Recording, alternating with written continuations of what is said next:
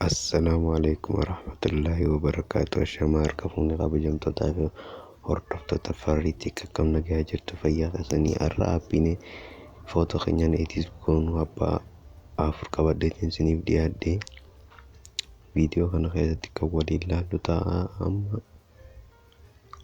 aappiin tokko fardi isin agarsiisu aappii kun akkuma suura irratti agartan maqaa isaatis iskiriin irra isiniif hin kaaya heevaa jedhama. Play Store keessaniitis buusuu hin dandeessan. Aappiin kun hedduu takka bareeda. Amma aappii kana gizeenii fi keesseen interfeesii akkanaa kana isinii fida. Akkuma asirratti agartan akkana kana isinii fida. Editing photo editing jee kan isinii fidu kana screen recordis godhuu ni dandeessan. Filannoo lama akkanaa kana isinii fida jechuudha. Amma bakka edit yoo kana tuina jechuudha. Kun akkanumatti akkuma asirratti agartan filannoo sadii isinii fida jechuudha. Tokko fardi editii, lammaffaa kolleejii footoolee wal bira akka barbaadan kaameraas akkasumas isin kaasa hedduu takka bareeda seentanitti fayyadamaan isiniin ja'a. Edit godhuu barbaadan kun bakkuma edit yoo kana tuitanii footoo feetan edit godhuu dandeessan jechuudha. Aappii lammaffaa irratti isinii qabadhee amma akkuma asirratti agartan Lightroom jedhama. Lightroom Play Store irra seentanitti barreessanii argachuu ni dandeessan.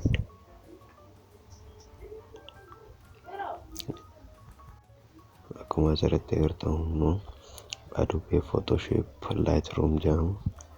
Play Store irra seentanitti argachuu ni dandeessan. Akkamitti akka banatan viidiyoo isiniif hin dalagaa.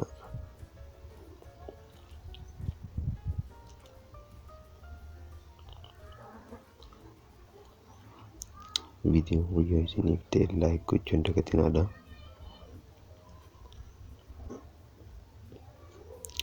Aappiin gizee bantan akkana keessisaa akkana fakkaata. Akkatti bantan immoo viidiyoo biraa irratti kan wajjin ilaallu ta'a. Amma viidiyoo sunitti wal arginutti obsaan na eeggadhaadhaan isiniin ja'a.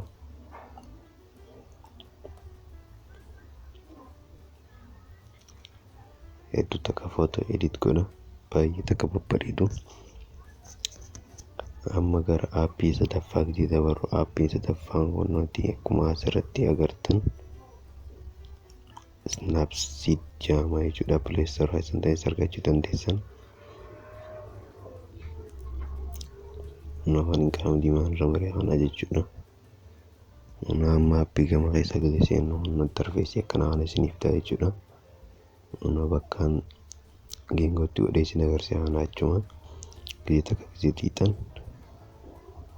edit godhuu dandeessan jechuudha. Viidiyoo takka taniin edit akkasii godhe takka taniin waa'ee Snapseeditti dalage takka jiran akkamitti akka edititti godhanis wanti seentanii description jiran isiniif kaaya seentanii ilaaluu dandeessan.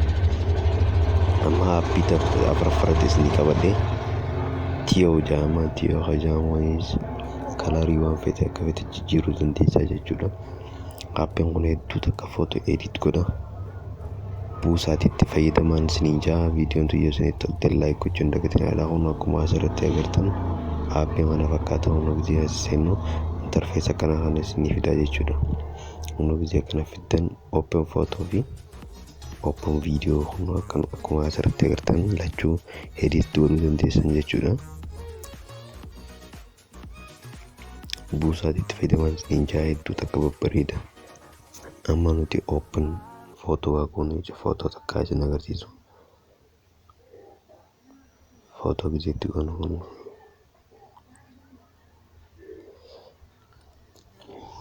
amma isin agarsiisu waan ta'eef jecha humna footoo takka gizee gadeetti xiqqinnu humna asirratti intanii sirreessuu hin dandeessan jechuudha. Buusaatitti fayyadamaan isiniin ja'a. Akka irraa barattan abdii isinirraa qaba.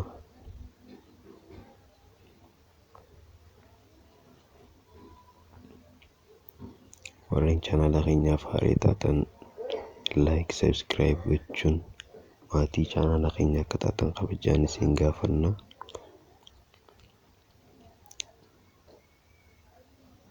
Har'a viidiyoon qabadhamuun akkuma asirratti agartan kana fakkaata jechuudha. Viidiyoon xiyyaarraa akka isinitti toltee abdii guutuun isinirraa qaba. Akkuma asirratti agartan share godhuu dandeessan, save godhuu dandeessan jechuudha. Galatoomaa isiniin jedha.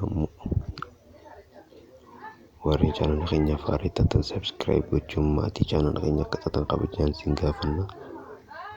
Galatoomaa.